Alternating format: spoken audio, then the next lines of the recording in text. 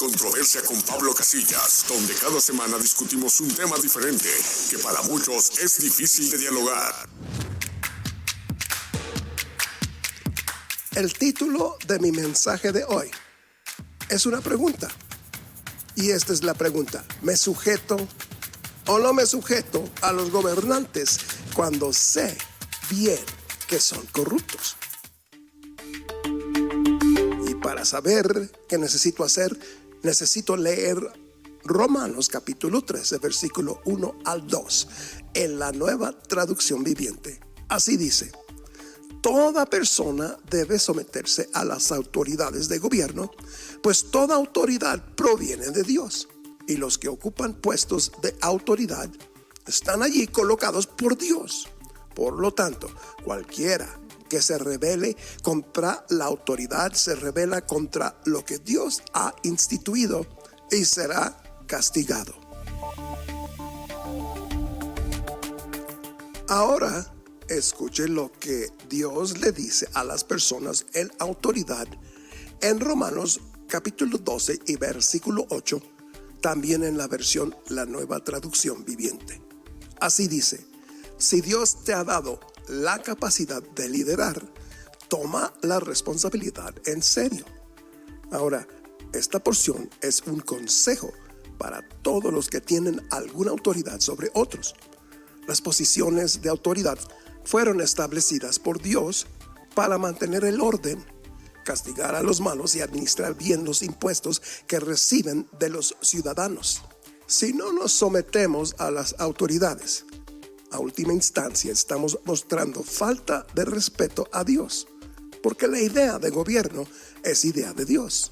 Cuando el apóstol Pablo escribió Romanos 13, escuche bien, él estaba bajo el gobierno de Roma durante el reinado de Nerón, quizá el más vil de todos los emperadores romanos. Aún así, Pablo reconoció al gobierno romano que lo gobernaba. Y yo pregunto, ¿cómo podemos nosotros hacer menos? El apóstol Pablo nos habló de los impuestos en Romanos 13, versículo 7 de la Nueva Traducción Viviente. Así dijo: ustedes den a cada uno lo que le deben, paguen los impuestos y demás aranceles a quien corresponda, y den respeto y honra a los que están en autoridad. Una buena pregunta que debemos de hacer es: ¿cuál es el propósito del pago de impuestos? El gobierno debe velar por la administración de la seguridad y la justicia, generando políticas que garanticen la vida y la libertad, promoviendo el florecimiento y desarrollo integral de la población. Para esto requiere recursos financieros, los cuales se obtienen a través de impuestos y arbitrios. Ahora, hagamos una pregunta: ¿qué es un gobierno corrupto? Pues es aquel que hace uso del apartado estatal y sus recursos para favorecer a grupos particulares, dejando a un lado o descuidando el cumplimiento de sus fines y deberes de protección a la población. Tal vez se recuerden que Jesús fue cuestionado sobre el tema de los impuestos. Le preguntaron: ¿es correcto que paguemos impuestos al César o no? Y Jesús les dijo: muéstrenme una moneda romana a quien pertenecen la imagen y el título grabados en la moneda. Al César, contestaron. Bien, dijo, entonces den al César lo que pertenece al César y den a Dios lo que pertenece a Dios. La respuesta de Jesús fue por demás sabia y elocuente, y dejaba en claro que existen dos tipos de autoridades: la autoridad civil, el César, y la autoridad espiritual, Dios. Ahora, la carta a los romanos fue escrito por el apóstol Pablo alrededor del año 59 después de Cristo a los cristianos gentiles y judíos asentados en la ciudad de Roma, la capital del imperio. La carta cubre varios temas. Dos que sobresalen son la justicia de Dios y la corrupción del hombre. Así como Jesús, Pablo, el apóstol, también señala que hay dos tipos de autoridades: las de gobierno y la de Dios. Solo que en este caso Pablo enfatiza que la autoridad divina es superior a la autoridad civil.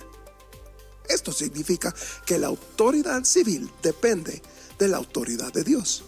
Ahora, antes de hablarles de la corrupción en un gobierno, se debe señalar que hay corrupción en el hombre, que de adentro del corazón es donde surge lo malo y lo lleva al plano en donde se desempeña, sea el gobierno, la iniciativa privada, una organización que lucha contra el hambre, los deportes, las artes, la educación o la iglesia.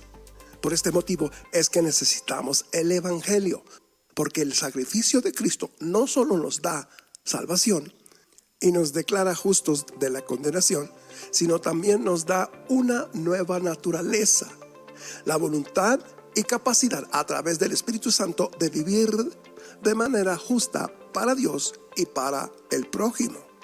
Ahora escúcheme bien, la autoridad de Dios no es superior a la civil solo en poder o alcance. También es superior en moralidad. Dios es el estándar de bien y la verdad. Es Él quien define qué es lo bueno y lo malo. Ningún gobernante o creyente es el estándar, solo Dios. La autoridad civil se limita a definir políticas para un país o región. La autoridad de Dios rige las leyes de todo el universo. Él es Rey de reyes y Señor de señores. Ahora les voy a contestar la pregunta: ¿debe un cristiano someterse a un gobierno corrupto?